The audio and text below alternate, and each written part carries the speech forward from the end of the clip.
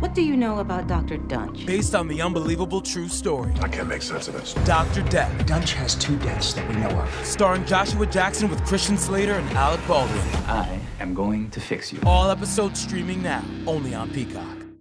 Back Home Media.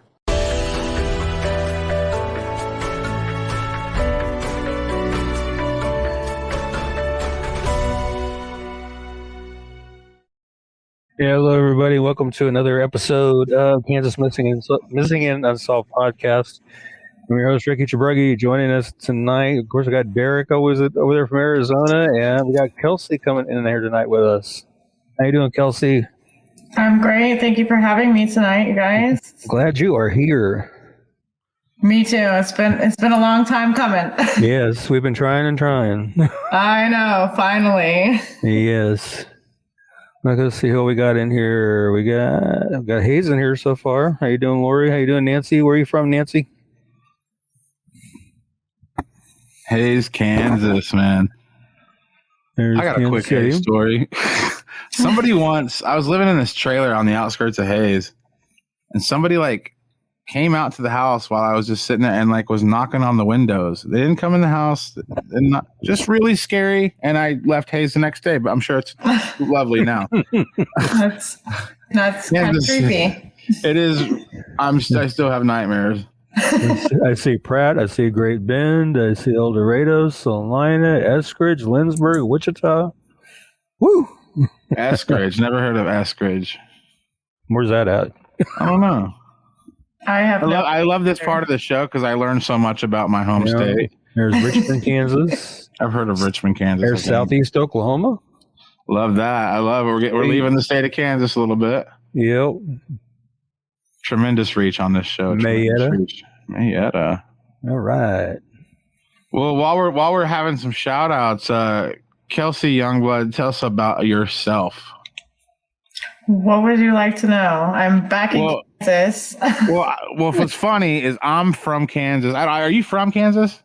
No, I'm from Arizona. That's why I said there we have totally switched spaces. I'm from Kansas. She's from Arizona. We've switched places. But we sort of met you. You were watching this show. You started commenting. You started talking to Ricky, and you actually do pages as well, just like Ricky does. So tell us a little bit about what got you into web sleuthing, I guess. Okay. Well, so I've known Ricky for a long time. Yeah, she's one of the earliest followers. Yeah. Oh, really? Yeah. Ricky started the Kansas Missing Unsolved, and then I started the Find Catherine Adam page. Okay. And that's how I kind of started following him, is because I saw how much he was into, the missing persons and, unsolved homicides and things like that. So, me doing the Catherine Adam page, I always kind of wanted to be a part of that because I want to solve, find missing people, solve these crimes. So I kind of talked to him throughout the years, and we talk about Catherine Adam and I run several other pages too. So I've just always been interested in things like that. I want justice for people. And I think, making social media pages for them is going to bring more awareness to them and might spark somebody's memory. And, someone can be like, oh, hey, I remember, and maybe we could solve a case. So it's just something interesting to me. I've always been into that kind of thing, To me, somebody put it, they said, because I try to I'm carrying a torch for a lot of unsolved murders in my hometown, and they're like, Derek's trying to do for people who can't do for themselves. And it's not because I'm a good person or anything. It's just literally, it's because as soon as I found out about that stuff, and as soon as I realized that probably not going to be solved unless somebody starts talking about it again. You know what I'm saying? Because we do this show week in, week out. Once a case hits that 2-3 year mark, that's scary. It might not ever get solved. You might be having somebody do a podcast about it 47 years from now about how it's still unsolved. So I don't know. I feel like, I'm glad that people like you and Ricky exist because, there's so many people who, like I said, Web Sleuths is actually a website, Web Sleuths, but people that just sort of want to help try to solve crimes, try to dig for information, try to dig for photos for people, just try to help people find people that can't help themselves, you know? So I think it's very commendable. I didn't know you guys knew each other for that long, though. That's awesome. Yeah. Well, and that's my whole goal, is because I kind of focus on the ones that are colder, that people don't really talk about, you know, that like 20, 30 years. And I also started another one that's Voices for the Unidentified, where they have found bodies, but they don't know who they are. Right. You know, and they go for so long, and it's frustrating to me because there's someone out there that's missing that they haven't matched them up yet. And you hear about cases that are, 20, 30 years old that get solved. So to me, the only way to get those solved is to get them out there, you know, and I focus on, if you notice the pages that I have, like Catherine Adam, which, I mean, she's got some media coverage here and there, but the ones that I focus on lately have like no coverage, like Alex Perez, Brian Treasure. You know, there's absolutely no articles, no news, no nothing. So my way of bringing them to life is to create the Facebook page and, you know, have people share that through Kansas Cold Cases, and just, you know, maybe spark someone's memory of what they might have seen but been too scared to speak up, or thought that their information was irrelevant at the time. You know, because as time passes, people will be like, oh, you know, maybe not so scared to speak up, or, you know, anything. So that's my whole goal, is to bring cases that have, you know, not a lot of coverage to life, and give them that media coverage, whether it be making a Facebook page or a short video or something, just to tell their story and give them a voice where no one really speaks up for them. A lot of times too, for me, is I try to stoke guilt. Not so much of the assailants, more of the people who know, the people who are harboring this secret for somebody that they're not even sure why they're harboring the secret anymore. You know, that's the sad thing. You have murders that are 30, 40 years old, and people know who did it, and they're not going to say anything because it's not polite to narc. And that's the word, narc your friend out, and snitches get stitches. But I'm so tired of that old mob mentality. We're talking about people's sanity. We're talking about people like, you know, like Leach. What was that guy's name? Leach. His dad just passed away without knowing whatever happened to his kid. Like that is a travesty that man met his end without knowing what happened to his son that night. And if anybody out there that might be watching this, if you know what happened to Randy that night, then like that kind of sits on your conscience for the rest of your life. Like you let some guy go to his death without knowing what he needed to know. So, I mean, this is what we're talking about, folks. We do this show week in, week out. If you know something, say something. We're not saying to write a blog about it on Facebook. We're not saying to take an ad out in the paper. Call Crime Stoppers anonymously. But this information has to get out. Otherwise, the police can't do anything. Right. And Diana Hayden, she brought up, you know, that human skull that was found here in Salina yesterday, which is literally, I was at work yesterday, and it was found just down the road from where I work. So is that the picture you sent me? Yeah. That one right there. Yeah, I want to kind of go into that a little bit. It was like I said, it was found yesterday by a couple of guys that were mushroom hunting along Dry Creek, about a third of a mile north of West Magnolia Road. And you can see there on the map, I got a square there with an arrow pointing right, pretty close to the location where the skull is located. And if you look down kind of to the left of that, Catherine Adam, who's been missing from Salina since 1993, she went missing from the storage facility, which I have squared right there, just down the road from where that skull was found. And then down at the bottom of the picture, I've got it boxed where Kenny Rychek, where he was last known to be at the Gospel Mission out there south of where the skull was found. So when I first heard about that skull, those were the first two that popped into my head right away, was Catherine and Kenny. Wow. Yeah. Yep. And you can see the big white building over on the far right there. That's Menards. That's where I work. So you can see this is all going on right where you work. Yeah. Right down the road from where I was at yesterday. But they had the sheriff's department out there looking. The KBI was out there looking. And I was talking to a friend of mine today that's in the media, and he told me that no other bones were found. Just the skull. Just the skull. And that leads me to kind of believe that apparently, my guess would be that an animal found it somewhere and carried it to that location. Would be my. But guess. I mean, a skull's a skull. Yeah. Like there's some splaining to do, Ricky. Like there's a skull, you know, so it's somebody. Yeah.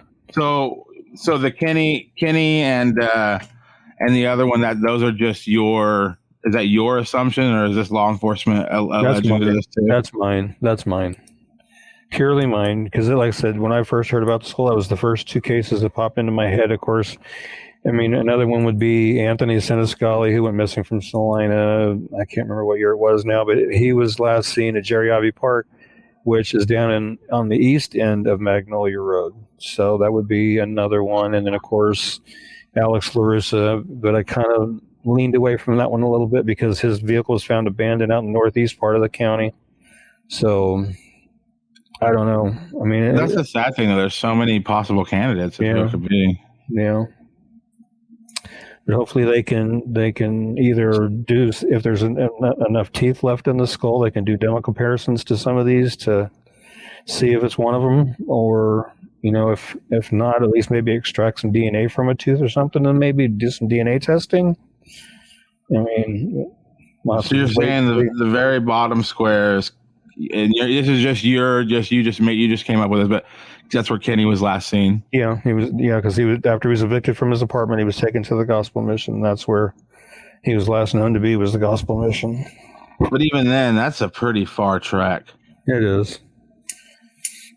Well, and with him, I feel like, I mean, I know he's only been missing since 2019, which is still, years, but they're saying that it's been a pretty long time. So that's me more to Catherine, possibly. Catherine, but the Catherine one, I don't know. It all depends on what evidence they have and everything like that. But to me, it seems like if crime, you look at that right there, you see where she was last seen, and then the skull is. To me, that looks very, very possible. There's a possibility of crime of passion, reeks of crime of passion. Do something crazy. Oh my God, I gotta get out of here.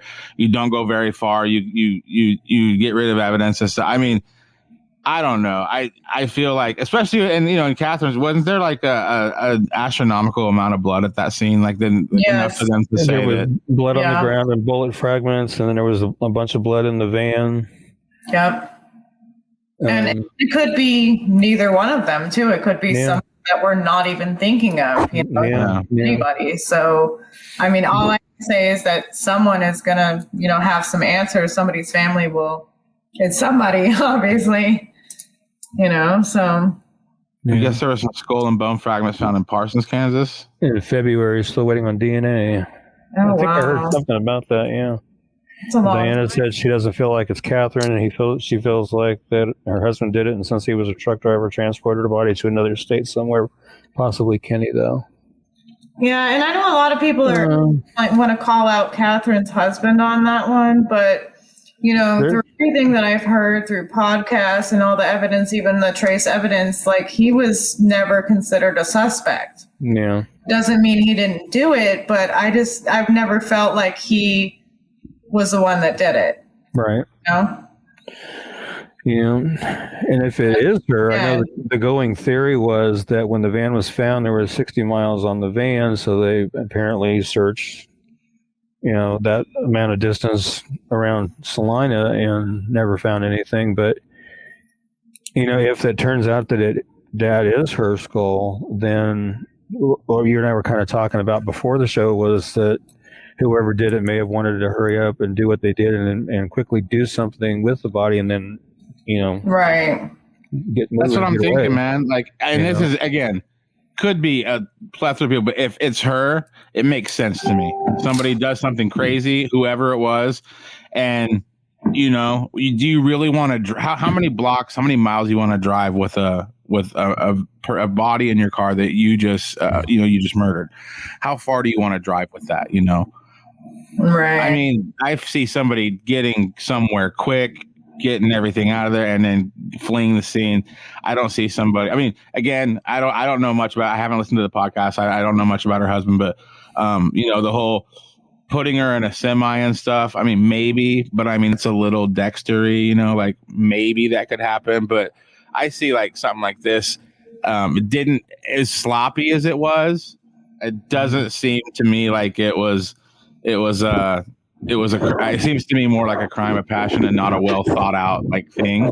Right. And Derek, I've always thought that because of the way that it happened, because if you look at everything that we know, you know, she was killed at her storage unit. So she was attacked and then someone tried to clean it up. Right. You know, they didn't plan for that to happen, you know, and it was just very sloppy. So what you're saying makes more sense to me. Like, you know, they tried to distract and maybe dropped her off quick and then drove the van around to, you know, distract from where she really was. And that's why we haven't found her for 20 something years. But again, we don't know. And Misty's saying that the one in Solana was only the top of the skull and nothing more. I hadn't heard that. All the reports I read all the reports I've read just said a skull. It didn't say top or anything like that, just a skull. Oh, wow. Okay. And then Brandon is saying there was no bullet fragments according to intel, that her keys were found along the dike. Which dike would that have been? By a city worker. I have heard that her keys were found somewhere, but they were saying that there was bullet fragments at the storage unit. So I read that in one report somewhere that bullet fragments were found. So that was out there somewhere. Right. I mean, it's obvious she was shot. You know, the amount of blood in the storage unit, in the van, you know, so the news article was updated about the skull. Which article was it that was updated? Yeah, if you could let us know which article was updated, that'd be good. Right. I've been watching for updates and haven't been able to find any. Me too. Ever since you sent me that, I was like, I got to take a quick break to read this article because... Yeah, Beverly Logan. We've covered Beverly Logan before, yeah. Has Catherine received quite a bit of national publicity as far as podcasts go? Yeah, the lady in the trailer park would have been... well... I just covered her recently, too, doggone it. Gina. With Catherine, we got them to run a 20-year anniversary story for her. Yeah. Which her daughter spoke out in the only interview that she ever did. Because she doesn't really, you know, it's really hard for her to deal with. Yeah. To say that. And then recently, what was it, Ricky? A couple months ago, Trace Evidence did a podcast and they got a lot of good information, stuff that was a tremendously good podcast. And it was about an hour long. And I listened to that thing because I had actually was messaged on the Catherine Adam page and I was like, wow. You know, so I stayed up late and listened to that. And there was so much that I didn't know about her that put a different perspective into it. And thank you, Misty. I'll check that out. But she hasn't had a lot of coverage lately. I mean, I try to, post when I can to keep it alive, but, we haven't really had an article about her or anything like that. I think, wasn't Ricky, and I don't know if you know this, was she featured on America's Most Wanted or something like that a while ago? I don't remember. I had heard that, but I could never confirm that. No, if she was, I've never seen the episode. Yeah, and I thought it was like years ago, like right after it, maybe like a year or so, or I can't really, don't quote me on that, but, obviously more than 20 years ago, so. Right. Well, it's, it'll be interesting to watch that unfold over the next couple of weeks here on the show. Yeah. And I'm sure we'll be talking about it. I'll be bringing updates as I find out. We're going to go ahead and cover some cases. A little bit later, we're going to do another deep dive on a case with Kelsey here. We're going to talk about Dana Hupfer. Is it Hupfer? Yes. Yeah, we're going to do a deep dive on Dana Hupfer and talk about that case quite a bit in depth. But we do have some cases to get through. A lot of people missing tonight, a lot of questions unanswered. You're watching the Kansas Missing and Unsolved podcast. We'll be right back after this. If you or someone you know is a victim of human trafficking, call the National Human Trafficking Hotline at 1-888-373-7888. All right. We'll cover Adriana Pack. We've covered her before. But there's recently been a media push on her to get her found. I've seen articles about her on KWCH, KAKE out of Wichita. So yeah, we're going to cover her again. And she's missing from Wichita, Kansas. Since February 21st, 2021. 17 years old. She's 5'2". She weighs between 130 and 145 pounds. She has brown hair and brown eyes. She's very active on her social media using names like Anna Puck or Daddy Anna, but she's remained silent in recent weeks. If you have any information regarding Adriana's disappearance or you know of her whereabouts, please call the Wichita, Kansas Police Department at 316-660-9456 or the KBI at 785-296-4017. See if we can't get her found and get her back where she needs to be. Yeah.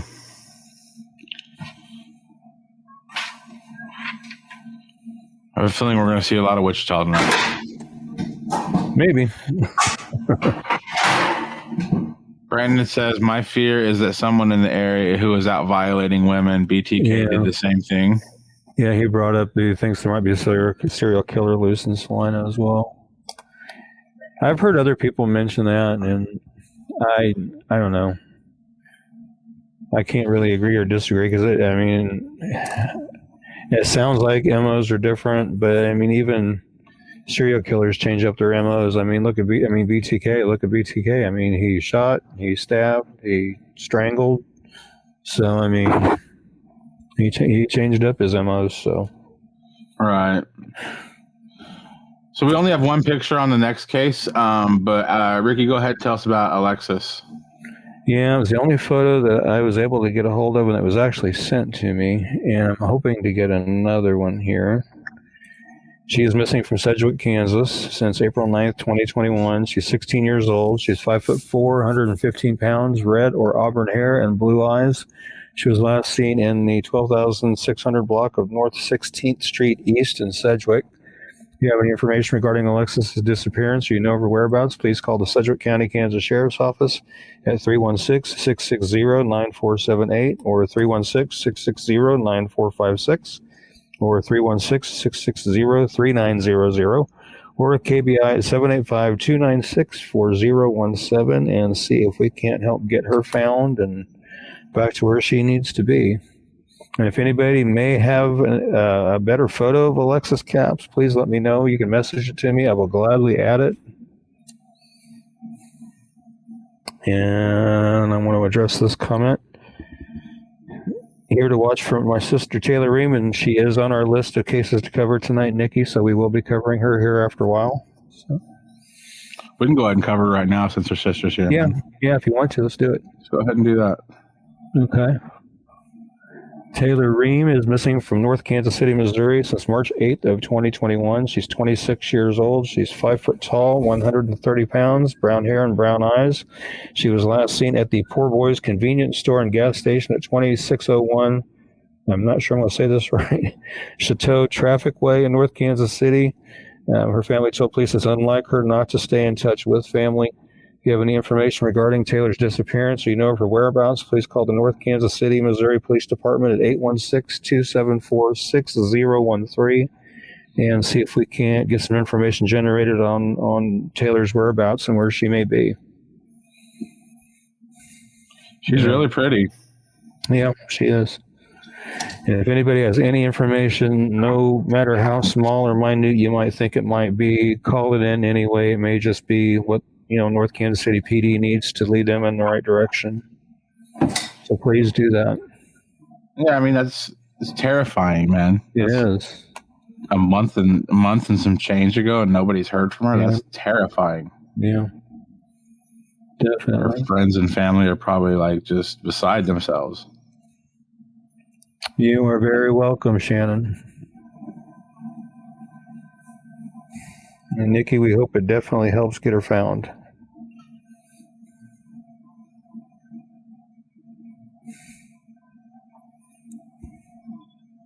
I love doing this show, but I hate doing this show.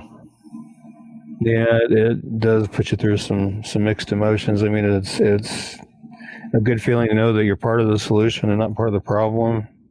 What do you know about Dr. Dunch? Based on the unbelievable true story. I can't make sense of this. Dr. Death. Dunch has 2 deaths that we know of. Starring Joshua Jackson with Christian Slater and Alec Baldwin. I am going to fix you. All episodes streaming now, only on Peacock.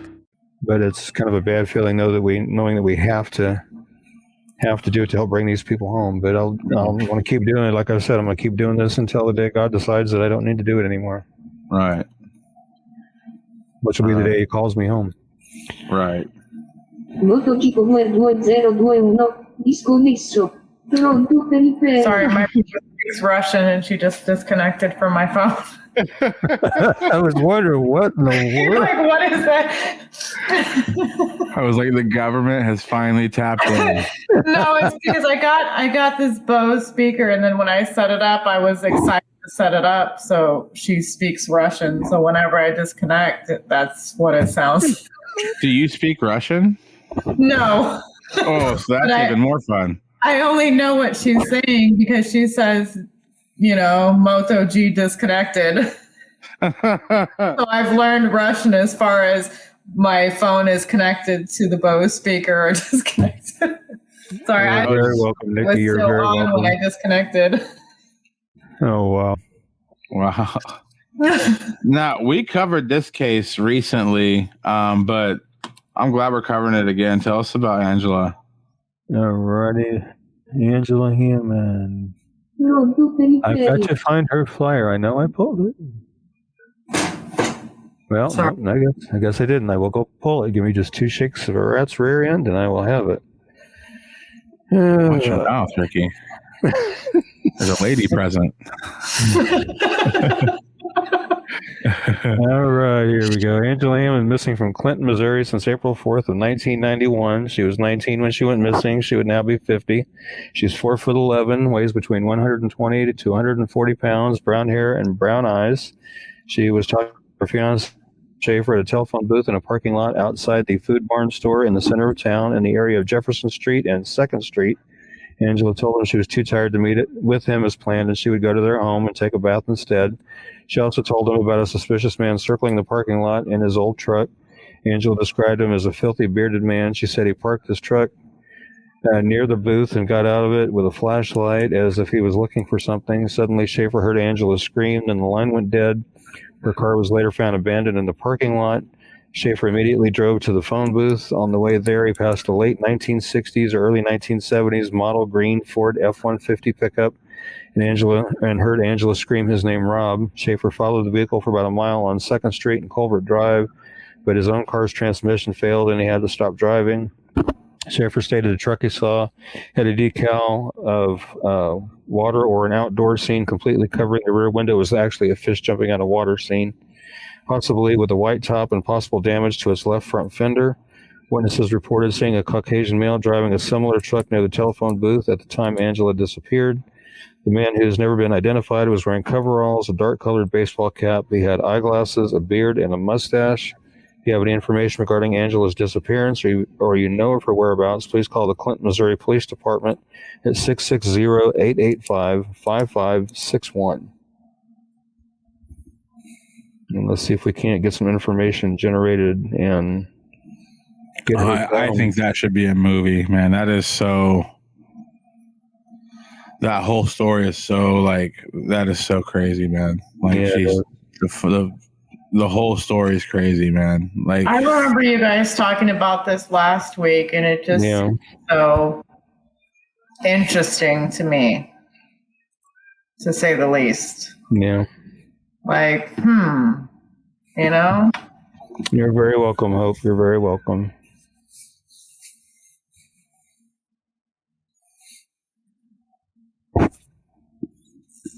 Yeah, it's a crazy story, man. Yeah. Very detailed. Very detailed. Yeah. Very detailed. It's like he had a mustard stain on his shirt. Yeah. It's like just so, I mean, for real though. I mean, I'm joking, but it's a very detailed story that just how many people saw pieces of this story? Because I know other people said they saw the truck or they saw the guy by the gas station. Yeah. Yeah. And then another thing is like, why just one time? Why does somebody just one time fly off the deep end, kidnap somebody in broad daylight who's on the phone? So at least somebody's gonna know you just did something sketchy. Mm-hmm. Like it's just a horrible idea, Yeah. Like try to rob somebody who's on the phone with another person. They're gonna tell them what you look like. It's just the whole thing is just like, how did it never happen again? It's just crazy. Mm-hmm. Thank you, Misty. I just pulled that article up, and it does say the story has been updated to include that only the top part of a human skull was found. Saline County Sheriff Roger Solden said Thursday morning that despite an extensive search of the area, no other evidence was found that would help identify the person to whom the piece of skull belonged. He said the piece of skull has been sent to the lab for DNA testing. Wow. Yeah. So it's just the top part of the skull. I wonder how long that will take before we know anything. I don't know. Because I'm really anxious about this one. Yeah, me too. Wow. Me too. We've covered this case recently, but I love when we cover cases. This guy just looks like he would be like a really cool guy to like listen to stories from. I don't know, but tell us about Art. I would just like, he just looks like a kind of guy that like I want him to tell me like, I just want to go fishing with him, He looks like one of those guys you just want to go fishing with, and he'll just tell you stories all day. Anyway, tell us about Art. Interesting thing about Art Goebel's case was I do flyers for a detective down in Wichita when he gets a hold of me and have me do them. And there was another detective that was working with him, and her last name was Goebel. Well, I didn't put two and two together right away until her and I were talking one day, and she thanked me for doing the flyer for her dad. And I was like, "Who's your dad?" And she said, "Art Goebel." And I said, "Oh my gosh." I said, "You're very welcome. I didn't know that was your dad." And she said, "Yeah." And she thanked me very much for doing that. So it kind of surprised me. That's awesome. Yeah. On July 16, 2017, Wichita police officers were called just before 2:30 a.m. to a shooting at the Lamplighter Mobile Home Park near MacArthur and Hydraulic in Wichita. They arrived to find the victim, Arthur Goebel, suffering from gunshot wounds. Goebel was taken to a local hospital where he was pronounced dead. Police say a stranger wearing a mask broke into the front door of the Goebel's home. Goebel confronted the intruder. That's when the man shot and killed Goebel and ran away. Police have nothing to go on but a very vague description. If you have any information regarding Art's death, please call Crime Stoppers at 316-267-2111. There is a $10,000 reward available for information leading to the arrest and conviction of the person or persons responsible for the death of Art Goebel. So if you have any information on this at all, no matter how small you think it might be, call it in, because it may just be what Wichita Police needs to lead them to who did this to Art. And it looks like he was a Vietnam veteran as well. He's wearing that Vietnam veteran hat there on that right picture there. So, yeah. So, please call any information you have about that. Right. Yeah, that's just terrible, man. Yeah. Yep. We have somebody watching on YouTube. One person's watching on YouTube. I love it. State your name. Yeah, state your name. It's probably somebody watching on a guest account. And share the video. Yes. Yes, share that YouTube video. Shit. We need to pump our YouTube numbers and our Periscope numbers big time. Yeah. Tell us about Freddie Albert. I'm not even going to try to say his last name. I guess it's Iwert is about the best I could come up with. Yes, this is a very lengthy one, so hold on to your hats. Frederick Albert Iwert is missing from Washington County, Kansas since April 20th of 1983. He was 66 when he went missing. He would now be 104. He is 5'11" to 6'1", weighs 200 pounds, brown hair and brown eyes. Fred was last seen in Washington County, Kansas on April 20th, 1983. He owned a farm near Washington County State Lake with 17 cows and 2 bulls. His sister stated Fred was devoted to the cattle because they belonged to his late wife. His brother saw him that morning, and Fred said his neighbor J. Ted Garner, a chiropractor, was coming over to help with farm chores and give him a chiropractic treatment. That same day, Fred paid delinquent personal property taxes on his cattle to renew a $1,500 note and to borrow an additional $500 he needed for farm repairs. The vice president of the bank saw him that afternoon and asked him about rumors that Fred had a girlfriend and he was selling his property. Fred denied having any girlfriend and said he had no plans to sell any land or livestock. He left all his belongings behind, including his 3 walking canes, his wallet, checkbook, driver's license, and medications. Garner claimed Fred had met a woman named Martha Klein through a personals ad in Topeka, Kansas weekly newspaper. Klein was supposedly in her 60s and owned 31 acres of land in Mississippi. She supposedly visited Fred in January of 1983 and returned on April 17th. Garner said he'd driven Fred to the Corner Cafe 6 miles west of Washington, Kansas at 9:30 p.m. on April 20th, and Klein was waiting there in her car. Fred left with her, telling Garner, if things don't work out, I may see you in a couple of days. Garner also said Fred sold his property and livestock to him prior to his disappearance, but Fred's brother said Fred hadn't sold anything. Authorities traveled to Mississippi but were unable to locate Klein. A search of subscribers to the newspaper where the personal ad was placed turned up no results, and when police searched through records of every state, they couldn't find anyone named Martha Klein who was the right age and knew Fred. No one else besides Garner had heard of this woman. Garner produced a bill of sale of property and a lease agreement with an option to buy, both signed with Fred's name, in which he turned his livestock and farm over to Garner. The documents were dated September 20th, 1982, 7 months prior to Fred's disappearance. Garner said he'd paid $30,600 in cash for his property, but agreed that Fred could keep living on the farm as long as he paid the utility bills. The documents expert with the KBI said he was virtually certain the signatures on both papers were both forgeries. In October of 83, Garner was charged with Fred's murder. He was convicted of felony murder, attempted theft, and forgery in January of 1984. And Garner was only the second person in Kansas convicted on a murder charge where there was no body present. So if you have any information regarding Fred's disappearance or you know of his whereabouts, please call the Washington County, Kansas Sheriff's Office at 785-325-2293 or the KBI at 785-296-4017. Wow. Yeah, that's crazy. That's a lot of information on that one. I was 2 months old, man. And Trisha Arnold is asking us to drop our YouTube link. Yeah, let's see if I can. How. We'll do that real quick here. I would just name the YouTube channel, right? They can just look your channel name up. Yeah, you can look it up. It's under my name, Ricky Chabruggi / Kansas Missing and Unsolved is what it's under.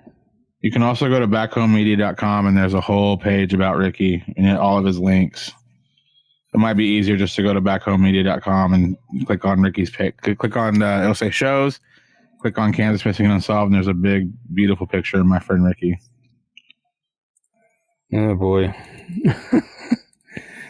And I just commented the link, too, so it's there. Awesome. It's going everywhere. Facebook, YouTube, Periscope, it's there. Tell us about Jordan Lester. All right, Jordan Lester, missing from Olathe, Kansas since April 9th, 2021. He is 18 years old. He's 5'10" to 6 foot tall, weighs between 140 to 170 pounds. He has black hair and brown eyes. It's believed that he may be in the Lenexa, Kansas area. His hair is cut short to about 1 inch length and curly. He usually wears a beanie most of the time, so his hair stays covered. The tube center pictures are the most recent of him with the beanie. If you have any information regarding Jordan's disappearance or you know of his whereabouts, please call the Olathe, Kansas Police Department at 913-782-0720 or the KBI at 785-296-4017 and see if we can get him found and back to where he needs to be.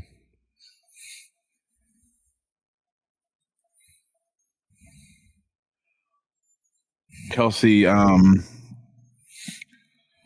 the safe word at Back Home Media is cheeseburger, but if you don't want to talk about it, just say cheeseburger. But we deal with a lot of people here that left on their own volition. Have you ever done that when you were younger? Did you ever take off? Yes. Okay. So I didn't. So I don't know what that's like. But I guess, do you have like any advice for these people that are out on their own volition? Because like to me, it just seems terrifying. Like you're just out there, you're not an adult, you don't have like, usually don't have money, stuff like that. Like I guess like what do you say to people that are out there right now that might be watching this that are right now considered, runaways? Well, the first thing that comes to my mind is like your parents are worried about you. There's somebody that's worried about you. You're young, you're out there, you probably have no money, no transportation, you're vulnerable. Like, just let somebody know that you're okay. Because I know there was a few times that I ran from foster homes and my mom didn't know where I was. And, and I didn't even think about how that affected her. I was only worried about me and my situation. So, I guess my thing is just like, think about your family when you're doing this. Like, people are worried about you. Like, if you're going to do whatever you're going to do, that's fine. But let somebody know that you're okay. At least make contact if you can, and say, hey, like, yeah, I left, but I'm okay. That's the biggest thing for me is there's so many parents out there that are worried about where their children are, if they're okay, and the time goes on, it's like, you don't know if they're dead or alive. And that's very scary as a parent.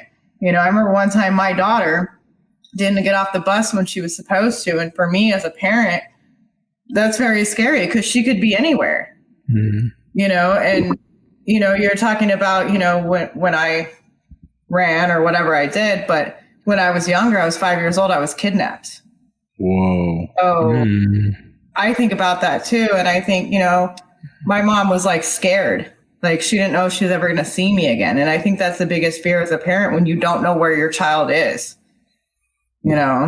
So just, I guess that's all I can say is just let somebody know you're okay. Yeah. Come home, at least make contact, be like, I'm okay, I'm alive, Somebody tried to kidnap me. I'm serious. Yeah. Like that happens. Like I tell my kids all the time, I'm like, you guys there's people out there that they're, they have something going on in their head that's not right. Right. I remember I was like 5 or 6 years old, just in like Kmart or something, and some girl just came up and grabbed my hand. She's like, "Come on, let's go!"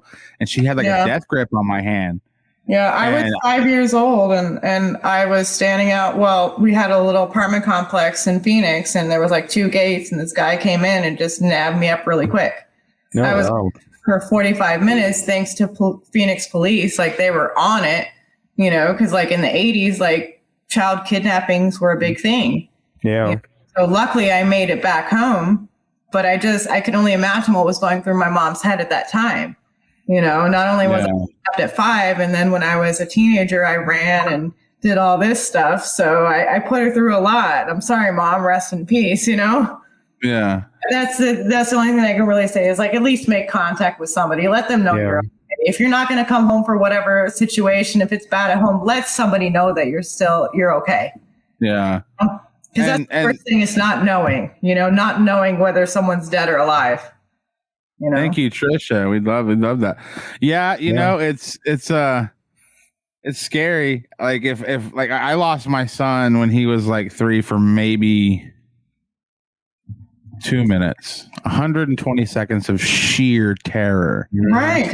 Because I immediately went like, okay, he's been kidnapped, he's been murdered. And I just lost him on the playground for 2 minutes, and there was 100 kids there, so I kind of just lost him, and it was Where's Waldo, But I can't even imagine like what your mom or dad felt like when they're just like, oh, my 5-year-old just got snatched up by somebody. Like that is terrifying. Well, and they didn't really know, I was gone, and my mom goes out there and yells for me. I'm nowhere around. She looks for me, couldn't find me. So, her first instinct is get on the phone. Like, I can't find my daughter, and I didn't feel like I was gone that long. My brother said it was a total of 45 minutes, and they dropped me off a block away from the police station. Thank goodness they dropped me off, and they were quick to find me, so I was lucky. I could have been trafficked or thing could have happened to me, but I made it home. So yeah, I'm glad you did. Yeah. I want to address this comment real quick here. Nancy saying she was informed if somebody's over 18, they won't look for you. They're over 18, so they have a right to disappear. The PD here informed me that just yesterday when I called to check on my brother. Streaming only on Peacock. John Wayne Gacy is suspected of having killed as many as 32. Straight from the killer's mouth. They want you to believe that I alone committed these murders. The new gripping 6-part documentary series that investigates the crimes that shocked the nation. The thing everybody thought they knew wasn't the whole story. John Wayne Gacy, Devil in Disguise. All episodes streaming now. Only on Peacock. Streaming only on Peacock. Ghislaine Maxwell had it all until she met Jeffrey Epstein. Ghislaine Maxwell's charged with enticement of minors, sex trafficking of children, and perjury. Epstein's Shadow, Ghislaine Maxwell. Streaming now. Only on Peacock. Ricky, would you check message from you? Yeah, I'll check your message here in a little bit. Is that here in Kansas? Because in Kansas, there is a missing person statute that was enacted in 2014. It was recently updated in 2020.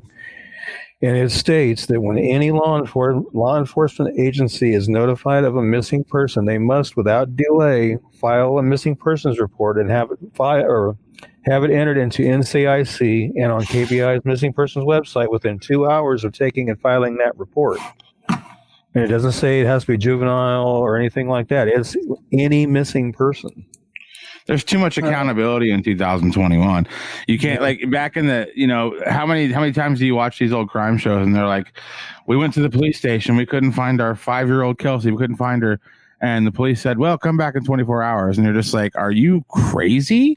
And it doesn't really happen like that anymore. But I mean, honestly though, like Ricky's saying, yeah, technically you can go missing as an adult, but like if you're not even calling if you're going radio silent to where you're not showing up to work and stuff, that's scary, and the police have to take that pretty seriously, pretty early on, or there could even be there could be problems against them later on down the road that they didn't move fast enough. Ricky's right. I think that's why this show's as busy as it is. We have a ton of cases to get through tonight. Speaking of which, we got to get some. Go ahead, Ricky. So Kansas Attorney General Derek Schmidt did away with that 24-hour, 48, 72-hour nonsense. And, like I said, it states in that statute that when any law enforcement agency in the state of Kansas receives a missing person, when they're notified of one, they have to, without delay, take that report and file it and get it in NCIC and on KBI within 2 hours of taking that report. And the only way they can not is if they know where that person is, or if they already know if another law enforcement agency's already got a report filed for that same person, then they don't have to duplicate that report. But other than that, they have to take and file that report. And they can't say, by law, if they're an adult, they could be missing if they want, but they still have to take that report and file it. The only difference between adult and a juvenile is with an adult, they do not have to reveal where that adult is located if the adult doesn't want their location known. I think they'll at least let you know if there's a heartbeat, though, right? They'll be like, look, we found them. They're not that into you. They don't want you to know where they are, Yeah. They'll tell me, hey, we found them. They're okay. They just don't want it to be known where they are. And by law, we can't tell you. But we can tell you that they are fine. And that's fair. Yeah. Right. Everybody's allowed to check out. As long as you're, not, as long as it's a healthy version. I'm just taking a break. I'm not talking to anybody. Everybody's allowed to do that. But yeah, like in these cases, like, there's a difference between like 2 people not seeing you or 3 people not seeing you, but like if your parents, your sister, your siblings, and you don't show up to work, that's scary. That's like go to the police and they take you seriously. I think I know what you're talking about, Nancy, and I have a flyer up for him, I believe, and I think there is a report actually filed for him. But I think I know who that is too. Yeah, I think I know who that is too. I can't remember his name off the top of my head, but I can't either. But I know you and I have talked about this one, Ricky. Yeah. Having said all that, there's one too that I was dealing with, Brian Trester, that his family tried to report him missing, and they said, no, you have to wait 24 hours. But they found his truck stuck in the mud, and they knew it was like unusual for him. So like if family is saying like this is not his typical behavior,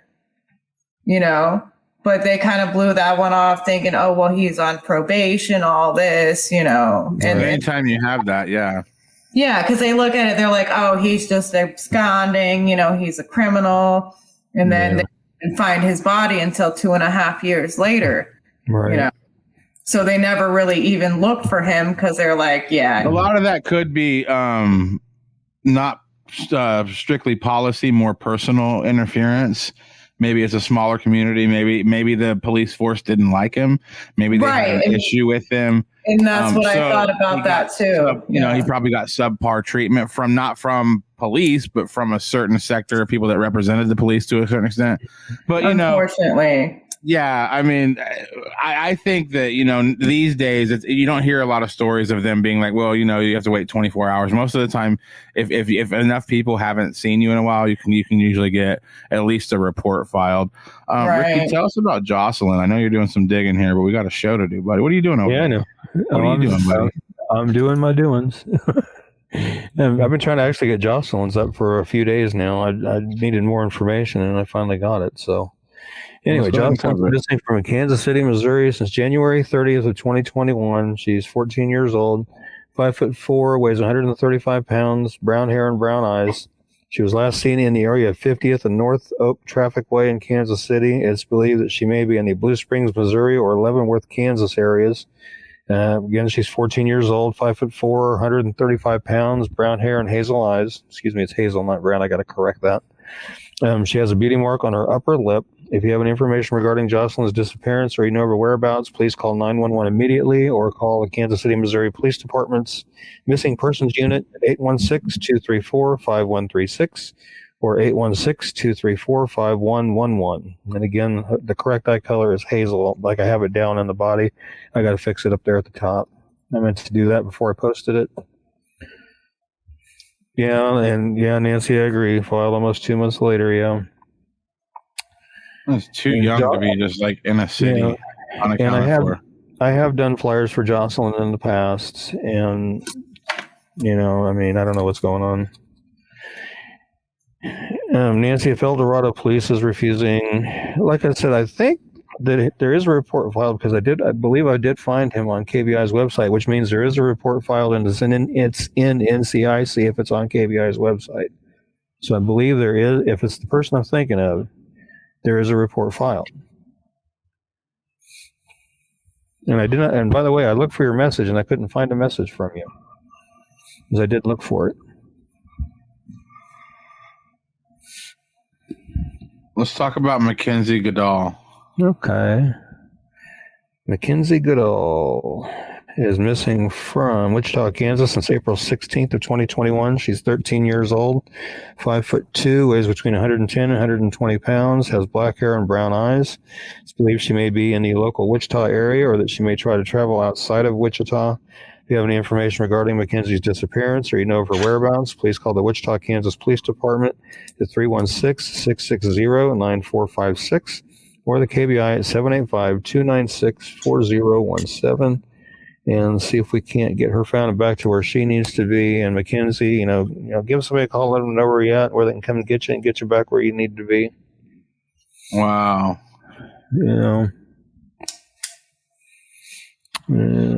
Anytime I see these like super young ages, man, I'm just like, how? Yeah, I know.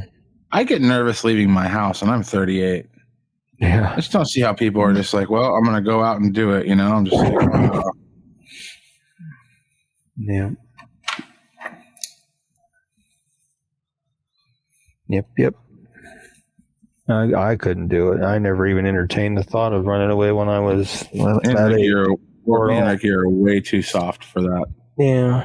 Way too soft. Yeah. Yep. She says it's on Kansas Missing. Yeah, and I'm pretty sure I knew it is. I just can't remember his name without looking. What up, Christopher? How you doing, buddy? Hey, Chris.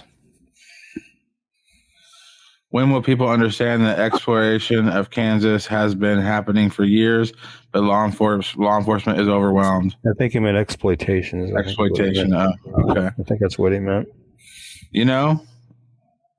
I used to have a big chip on my shoulder towards law enforcement about like unsolved crimes, but there's this little thing called proof. Yeah. And you can hear the juiciest piece of information about a case and you can be like, oh, let's get some cuffs and go get somebody. But I mean, that's not how the world works. Yeah. You have to have a really strong case.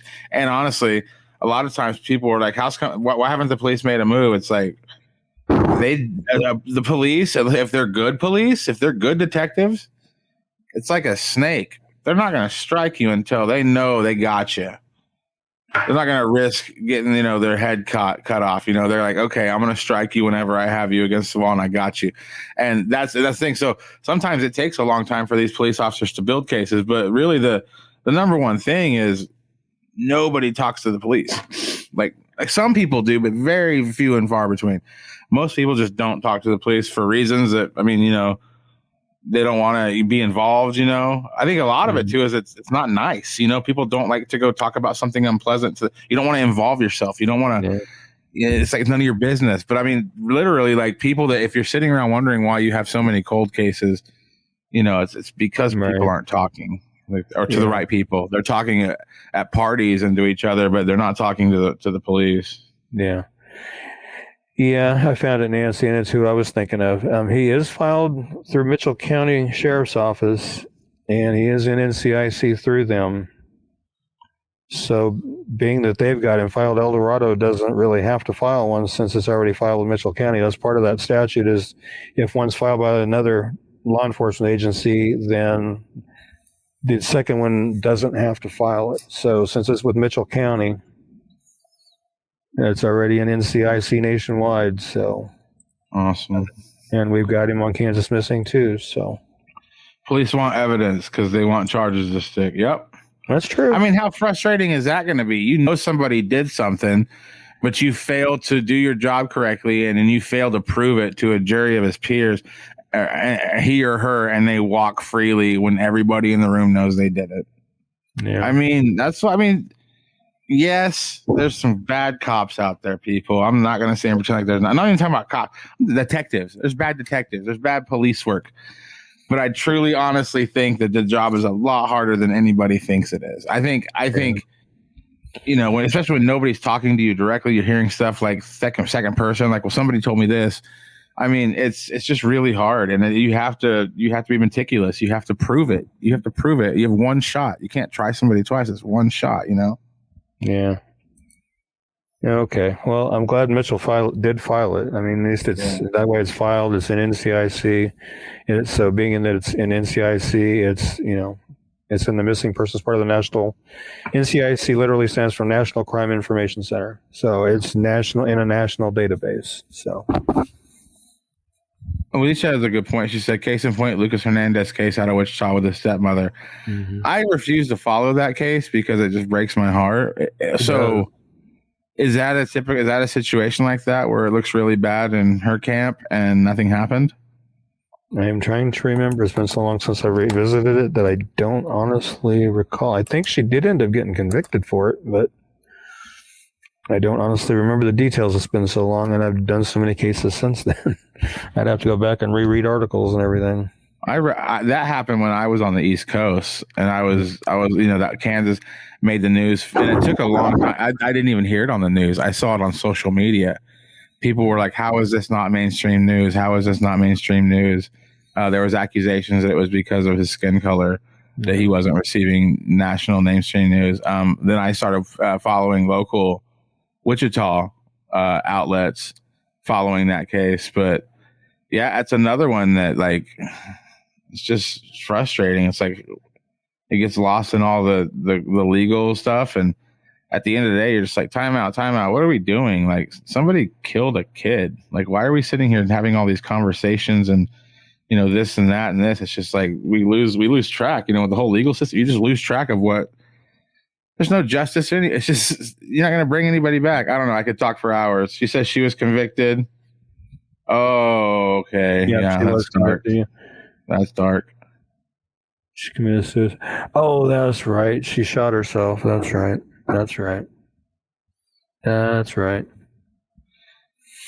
Oh, yeah. See, she said they didn't move on her right away because they wanted an airtight case. Wow. Right. Wow. That's right. Thank you for the reminder. I had forgot about that. I had no idea any of that happened. I'm glad Alicia showed up tonight. Mm-hmm. I'd forgot. And Diana with the assist, helping out with some of the information. Yeah. Tell us about Tanaja. Yeah, you jumped way ahead. Case? No, I skipped the case. Yeah, you Madeline Baker. I'm sorry. We'll get down there. And actually, she's another one. I had just updated her flyer. It was located safe, and she turned around and went missing again. Missing from Wichita since April 11th of 2021. She's 17, 4'11", 115 pounds, brown hair, brown eyes. She no longer wears braces that's shown in the center picture.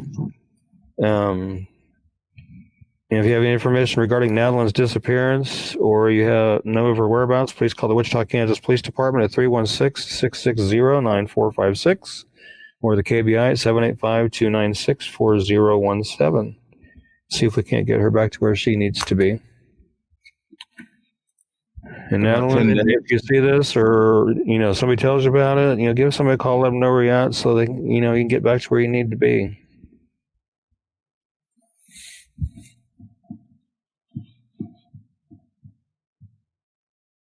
Tell us about Robert Jones Jr. Okie dokie.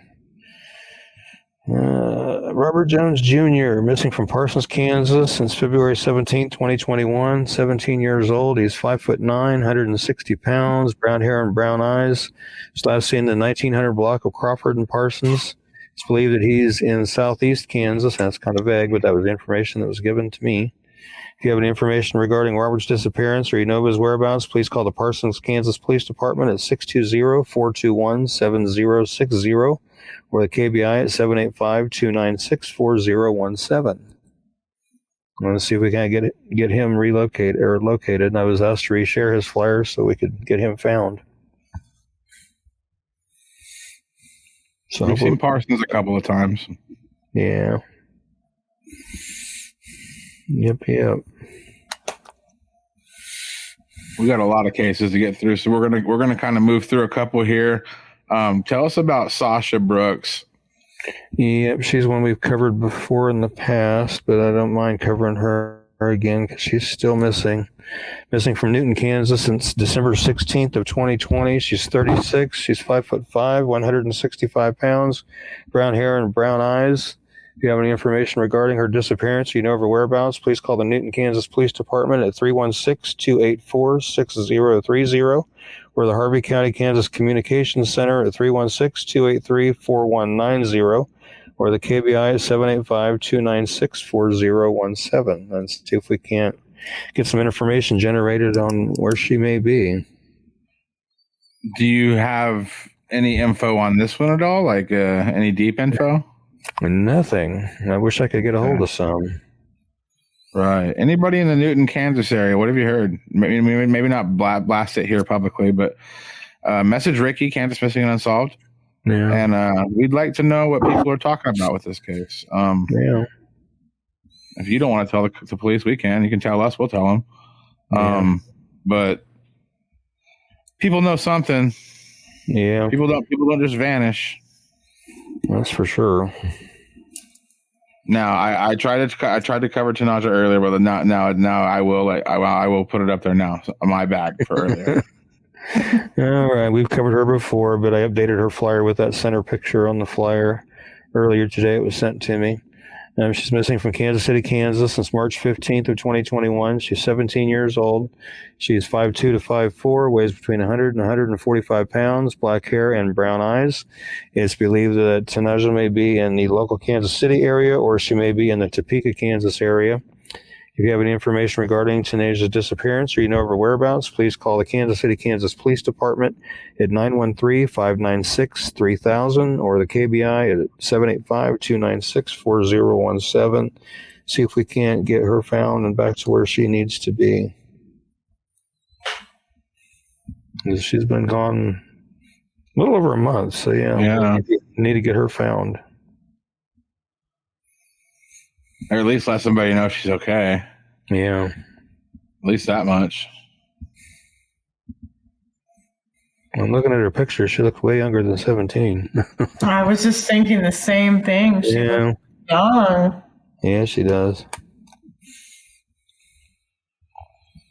Let's see if we can help get her found. Yeah. A couple Kansas City cases tonight. Tell us about Tyler Fraley. Okay.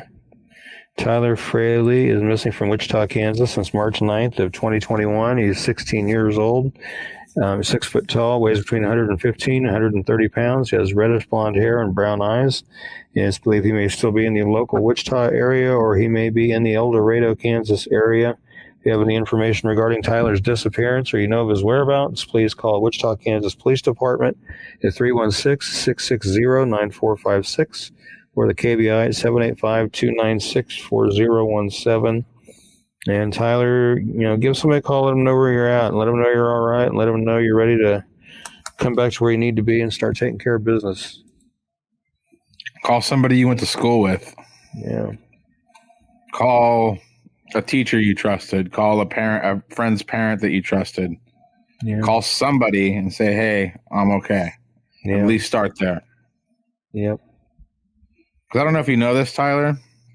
I don't know, but the mind, when left unchecked, can wander to some very, very dark places. So anybody that cares about you has probably imagined a lot of horrible stuff that could potentially be happening to you because they're worried sick that you're not accounted for. You just calling one person and saying, hey, I'm okay, alleviates that. Yeah. It stops that from happening. People right now are worried about you. You might not even believe they care about you, but people care about you. And they're worried sick. There's better ways to do things than just taking off, reach out to somebody, let them know you're okay. Yeah. Nancy's saying Tyler had been seen at his mother's house a couple weeks ago in El Dorado. His mom was also my brother's girlfriend. Oh, okay. Okay. All right. Well, let somebody know, man. Your picture's on Ricky's desk. Yeah. A couple more, and then we're going to do another deep dive with Kelsey tonight. Thanks for hanging in tonight. We got about, a little while left in the show, but thanks for hanging in with us everybody tonight. Ricky, tell us about Zorian. All right. He is missing from Wichita, Kansas since April 13th of 2021. He's 15 years old. He's 5 foot 7 inches tall, weighs 140 pounds. He has brown hair and brown eyes. If you have any information regarding Zorian, disappearance, or you know of his whereabouts, please call the Wichita, Kansas Police Department at 316-660-9456 or the KBI at 785-296-4017 and see if we can't get him found and back to where he needs to be. Streaming only on Peacock. John Wayne Gacy is suspected of having killed as many as 32. Straight from the killer's mouth. They want you to believe that I alone committed these murders. The new gripping 6-part documentary series that investigates the crimes that shocked the nation. The thing everybody thought they knew wasn't the whole story. John Wayne Gacy, Devil in Disguise. All episodes streaming now. Devil in Disguise. Only on Peacock. What do you know about Dr. Dunch? Based on the unbelievable true story. I can't make sense of this. Dr. Death. Dunch has 2 deaths that we know of. Starring Joshua Jackson with Christian Slater and Alec Baldwin. I am going to fix you. All episodes streaming now. Only on Peacock. Right. Yeah. And Zorian, I hope I said that right. Let somebody know where you're at and that you're all right and, you're ready to get back home and take care of business. Agreed, man. Yeah.